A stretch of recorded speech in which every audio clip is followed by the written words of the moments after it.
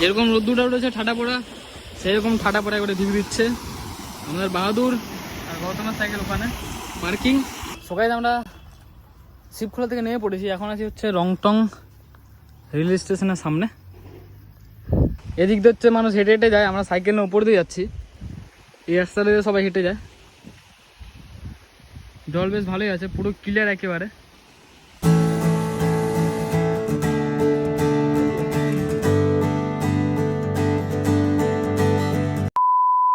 Good morning ace gang, welcome back.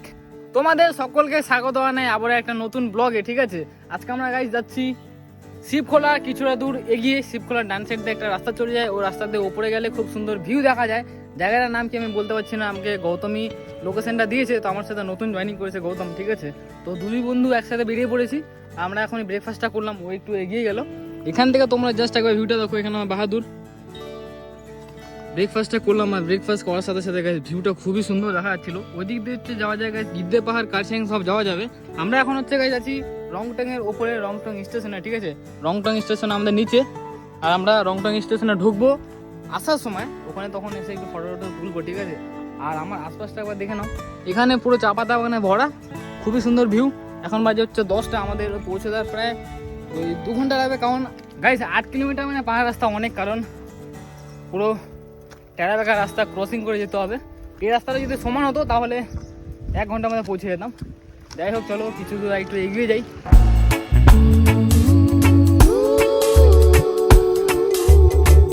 So guys, আমরা এখন আছি এআরকে ভিউ পয়েন্টে। ঠিক আছে, জায়গাটা খুবই সুন্দর, তোমরা যদি আসতে অবশ্যই আসতে পারো। এটা হচ্ছে শিবখোলা রাস্তায় পড়বে। জায়গাটার নাম হচ্ছে এআরকে ভিউ পয়েন্ট, খুবই সুন্দর। আমাকে ডেস্টিনেশনটা দিল গৌতম ভালো খুব সাইকেলিং করে। ঠিক আছে, সাইকেল এখানে আমাদেরকে এগিয়ে যেতে হবে, আর 2 ঘন্টা প্রায় লাগবে পৌঁছে দেওয়ার। চলো গাইজ, আমরা এখন শিবখোলার রাস্তায় মাত্র, আর আমাদের 1.5 কিলোমিটার বেঁচে আছি, কিন্তু এখানকার ভিউটা মারাত্মক লেভেলের। জাস্ট তোমরা দেখো, পুরো ডাউন, আর পাহাড়গুলো যা লাগছে দেখতে, দেখো।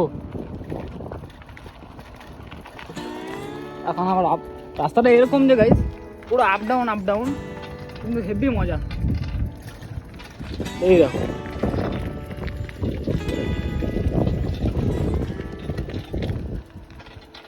সাইড দিয়ে পুরো চা পাতা বাগান,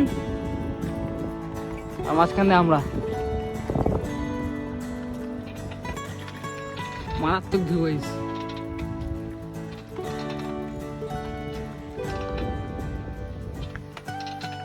গাইজ গৌতম আমার আগে আছে, আমি ওর পেছনে, কারণ এখানকার ভিউ একবারে দেখার মতো গাইজ। আমি না দেখে থাকতে পারছি না তোমাদের, তোমরা জাস্ট দেখো।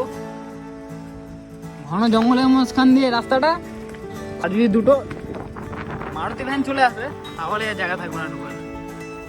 এই যে দেখো রাস্তা, দেখেছো? এই দিককার পাহাড় ভিউ খুবই সুন্দর। শিবখোলা চলে এসেছি আমরা, আর বেশি দূর নেই। লাইফে এনজয় করতে হলে গাইজ বাড়ি থেকে বেরোতে হবে, বেশি টাকার প্রয়োজন হয় না।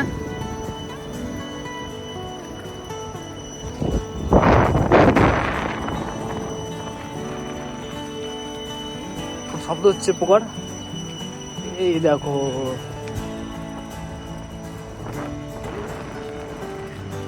হেভি রাস্তাগুলো, টার্নিং গুলো যা আছে।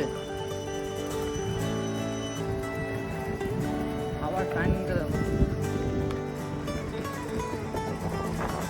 লম্বা লম্বা টার্নিং, তার সাথে খুব সুন্দর ভিউ।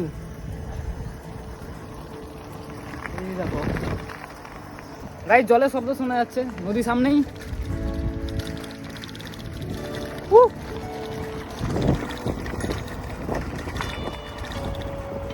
তো গাইস, আমরা চলে এসেছি এখন শিবখোলা মন্দিরের সামনে। আমাদের বাহাদুর আর গৌতমের সাইকেল পার্কিং। ঠিক আছে, এখানকার ভিউটা তোমরা দেখো। এখানে একটা নদী আসছে, নদীটার নাম কি সেটা বলতে পারছি না। শিবখোলা নদীটা হবে বেশ ভালোই ভিউ, কালারও পুরো আলাদাই। আর শিবখোলা মন্দিরটা হচ্ছে আমাদের সামনে, এই সাইডে ভিউটা একবার দেখে নাও। এখানকার ভিউটা খুবই সুন্দর।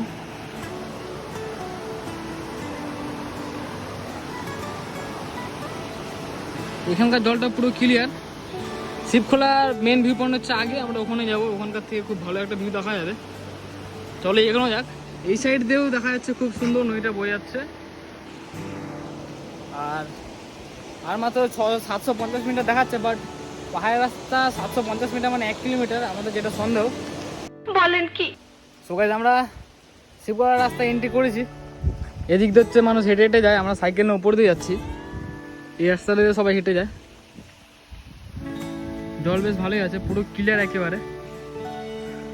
এদিক দিয়ে ছোট্ট একটা গ্রাম পার করলেই এই রাস্তাটা দিয়ে হেঁটে যাওয়া যায়। আর এদিককার ভিউগুলো খুবই সুন্দর লাগছে। সাইকেলিং টুরিস্টদের জন্য তো আরও বেশি ভালো লাগবে, তোমরা যারা সাইকেলিং করো। তো গাইস আমরা চলে এসেছি এখন শিবখোলা ওয়াটারফলসের সামনে। খুবই সুন্দর ভিউ। এই রাস্তাটা দিয়ে হচ্ছে চলে যায় ওই রাস্তাটা, যে রাস্তাটা তোমাদেরকে দেখালাম হেঁটে হেঁটে আসতে হয়। বাট আমরা এই রাস্তা দিয়ে এসেছি সাইকেল নিয়ে, তো আমরা সাইকেলটা নিচে নেমে দিয়েছি। ওখানে গৌতম পুরো মজা করছে, আর এখানে আমি বন্ধুদেরকে ভিডিও করে সব জায়গাগুলো দেখালাম। আর আমার সামনে পাথরটা বেশ ভালোই বড়, দেখো। এখানকার ভিউ খুবই সুন্দর। তোমরা যদি চাও অবশ্যই স্নান করতে আসতে পারো। ঠান্ডা পড়েছে ঠিকই, কিন্তু এখন তোমরা যদি স্নান করতে আসো, যেই ঠান্ডা বড় রোদ্দুরটা উঠেছে, তোমরা অবশ্যই স্নান করতে পারবে আর ভিউয়ের মজা নিতে পারবে, ঠিক আছে। আর ভিউটা তো খুবই সুন্দর, দেখো পুরো জলটা পুরো নীল হয়ে যাচ্ছে ধীরে ধীরে। যত জল পড়ছে জায়গাটা পুরো ফেনা ফেনা হচ্ছে আর নীল হয়ে যাচ্ছে। ওখানে বাচ্চা বাচ্চারা সবাই স্নান করছে, ঠিক আছে। এখানে সব পিকনিক হচ্ছে। আমরা ভেবেছিলাম এটা দোকান, তো আমরা ম্যাগি অর্ডার করতে গিয়েছিলাম, তো ওরা বললো যে আমরা পিকনিক করতে আসছি, ঠিক আছে। সেটার বিষয় না, বিষয়টা হচ্ছে গাইস গৌতম বলেছিল আমাকে অন্য জায়গায় নিয়ে, বাট ওই লোকেশনে সার্চ করেছিল শিবখোলা ভালো ভিউ পয়েন্ট, কিন্তু শিবখোলা ভিউ পয়েন্টটা আমরা দেখে এটা ভেবেছিল অন্য জায়গা। শেষে গাইস আমি সার্চ করে দেখলাম শিবখোলা ভিউ পয়েন্ট এটা দেখাচ্ছে, তাই এখানে চলে আসলাম। শিবখোলার এদিকে একটা রাস্তা চলে গেলো, এই রাস্তাটা গাইস উপরে চলে যায়, ওদিকে বেশ ভালোই ভিউ দেখা যায়। পুরো ঘন জঙ্গল, তার মাঝখান দিয়ে আসতে হলো সাইকেলটা নিয়ে। আর এখানকার এই জায়গাটা ছেড়ে উপরের জায়গাটা দেখলে তো মনে হচ্ছে ভিউটা মনে হচ্ছে আপার দুরিয়া। আর গাইস নামার সময় আমরা যখন ওই সাইড দিয়ে আসছিলাম, তখন তোমরা যদি দুধিয়া গিয়ে থাকো, তাহলে দুধিয়া যাওয়ার সময় তখন তোমরা আপার দুধিয়া যাবে, যেরকম রাইট সাইডে ঢুকতে হয়। সেই জন্য আমরা যখন এদিক দিয়ে আসছিলাম, আমরা লেফট সাইডে ঢুকে এলাম। তো সেই লেফট সাইডে ঢোকার পরে এই রাস্তাটা আমরা পেলাম। আর তোমরা দুধিয়া যাওয়ার সময় যদি রাইট সাইডে ঢুকে যাও, তাহলে তোমরা আপার দুধিয়া রাস্তাটা খুঁজতে পারবে। সেম জায়গাটা হচ্ছে এটাই, দুধিয়া আর শিবখোলার রাস্তাটা একই রকমই, আসলে ভিউটা একটু আলাদা। তোমাদেরকে জায়গাটা কেমন লেগেছে অবশ্যই ডেসক্রিপশনে বলে দিও, কমেন্টে বলে দিও, সরি। আচ্ছা। সো গাইস আসার সময় যে ব্রিজটাতে দাঁড়িয়েছিলাম শিবখোলা মন্দিরের সামনে, যে নদীটা তোমরা দেখলে, এই নদীটা হচ্ছে গিয়েছে ওই দিকে। একটা হচ্ছে ডান সাইড দিয়ে চলে গিয়েছে ওই ব্রিজের নিচে, একটা এই ছোট্ট যে ব্রিজটা দেখতে পাচ্ছ, এখান থেকে সবাই হেঁটে হেঁটে যায়।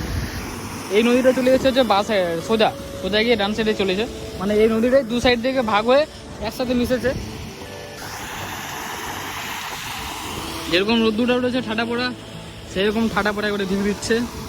আমাদের বাহাদুর আর গৌতমের সাইকেল ওখানে পার্কিং। এক আঙ্কেল বলেছিল সাইকেল নিয়ে যাওয়া যাবে না, কিন্তু আমরা সাইকেলটা ঘাড়ে করে উঠে নিয়ে চলে এসেছি।